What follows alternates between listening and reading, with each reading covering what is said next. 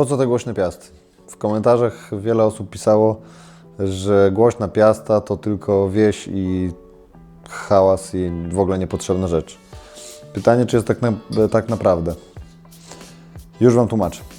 Głośna piasta w zwykłym rowerze nie ma większego sensu. Generuje nam opór, który jest nam zbędny.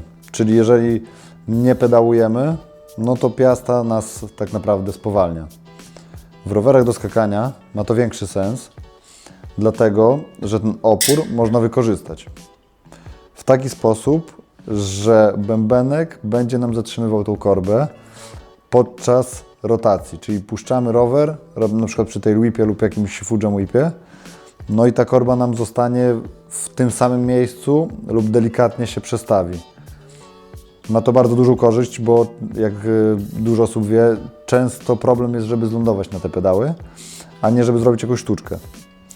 Więc tutaj ta korzyść jest. W zwykłych rowerach raczej to jest, tak nazwijmy, wiejski szpan, jak piszą w komentarzach. Ale ja akurat uwielbiam ten dźwięk, więc mi to pasuje. Czym są punkty zaczepu? Jest to ilość tych zazębień na pierścieniu dla zapadek w środku oraz ilość zapadek na bębenku. Czyli tutaj mamy 120 wcięć na tym pierścieniu wewnątrz piasty i 9 zapadek na bębenku, z czego wszystkie łapią po 3, czyli mamy 3 takie zestawy.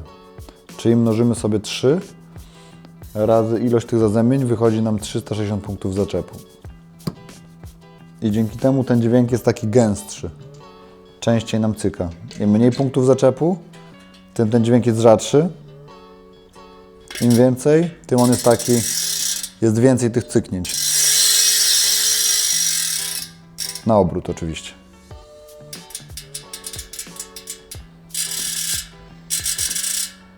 A w ratchetach takich jak na przykład w DT, wszystko zależy od ilości zazębień na tych pierścieniach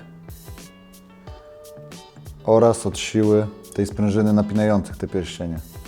Czyli im ta sprężyna będzie mocniejsza, tym głośniejsze będzie te cykanie, a im więcej będzie na tych pierścieniach zazębień, tym będzie ono częstsze.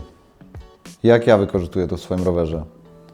U mnie daje to, że piasta generuje tak ogromny opór, że musimy użyć bardzo dużej siły, aby nią obrócić. Dodatkowo ilość punktów zaczepu w piaście powoduje, że korba potrzebuje bardzo mało, aby zapadki się zazębiły w piaście. Więc nawet jeśli mi się delikatnie przestawi, to bardzo mało stopni.